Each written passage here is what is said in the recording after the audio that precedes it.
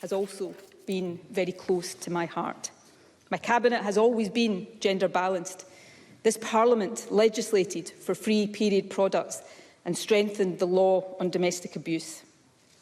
And less tangibly perhaps, but just as important, no girl in our country now has any doubt that a woman can hold the highest office in the land. I heard a phrase the other day that really struck a chord with me. When women lift, girls rise. I've tried as First Minister to put that into practice, and I will continue to do so for the rest of my life. Presiding Officer, there are countless people who have supported me along the way. Today I want to say a heartfelt thank you to just some of them. Firstly, to my family. Nothing, absolutely nothing would be possible without the love and support you give me daily. To my extended family, the SNP, the party I joined at 16 when, on a good day, we would hit 12% in the opinion polls. We've come such a long way together as a team. Let us keep going, serving Scotland together as a team. To my colleagues here in Holyrood, in SNP parliamentary groups, past and present, and to the Central Office staff who support us. To all of my ministerial colleagues over the years, and especially to John Swinney, the best Deputy First Minister and the best friend I could have wished for on this journey.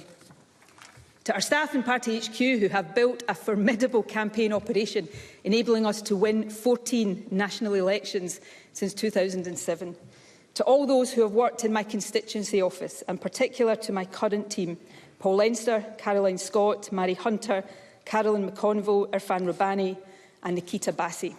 You have had my back throughout, and you work tirelessly every single day to help me represent the people of Glasgow South Side. And to my constituency party and to my constituents, thank you so much for putting your trust in me time and again.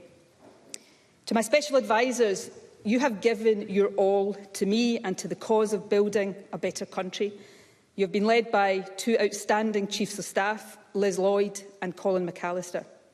To our partners in the Scottish Green Party, I am very proud of the Butte House Agreement. Thank you for joining us in government. And to our brilliant civil service, Scotland is so fortunate in the integrity, impartiality and professionalism of our civil servants, and I am privileged to have been served by some of the very best.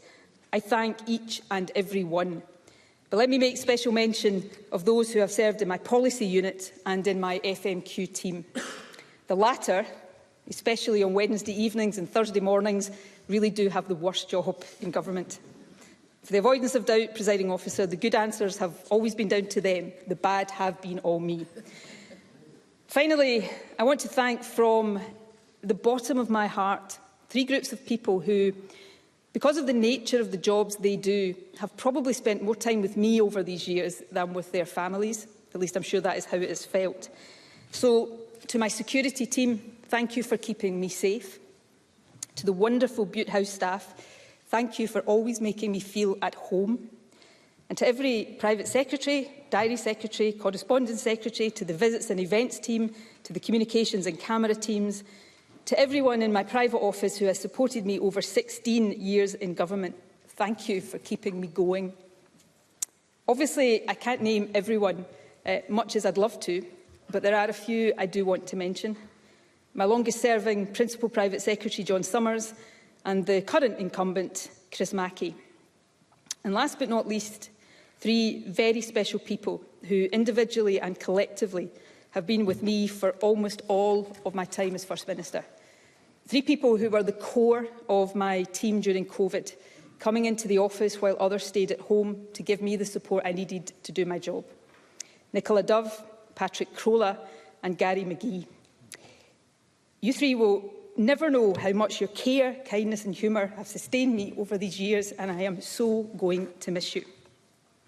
Presiding Officer, as I come to the end of my last speech here as First Minister, some final reflections. To you, I am sure you're hoping for a new First Minister whose answers on a Thursday lunchtime are not quite as long-winded as mine. Thank you for your patience. To my colleagues across this chamber, robust debate and holding government to account are the hallmarks of what we do in here. That is as it should be, and let me thank those in other parties for that. But maybe, just maybe, we might actually enhance our democracy if occasionally we, all of us, treated each other with kindness too, if we remembered that we are opponents, not enemies. And to my successor, next week we will find out whose portrait will go alongside mine on the stairwell of Bute House. Subject to this chamber's approval, it will either be Scotland's second female First Minister or the first from a minority ethnic background.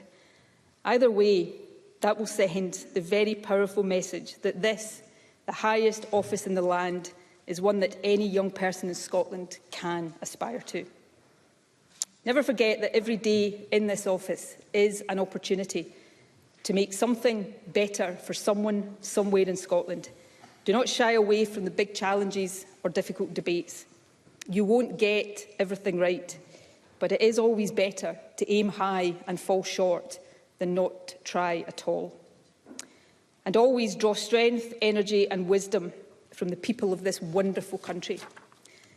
And it is now to the people of Scotland, all of you, whether you voted for me or not, that I reserve my final words from this seat. Thank you so much for placing your trust in me. Words will never adequately convey the gratitude and the awe I hold in my heart for the opportunity I have had to serve as your First Minister. It truly has been the privilege of my lifetime. And with these words, Presiding Officer, I draw it to a close.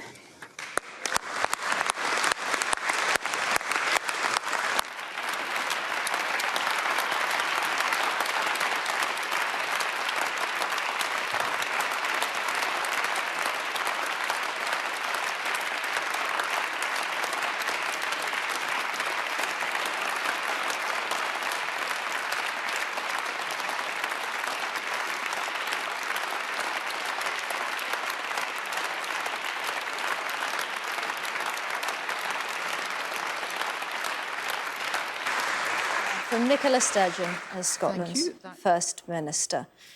Minister, I will now call on other members to respond.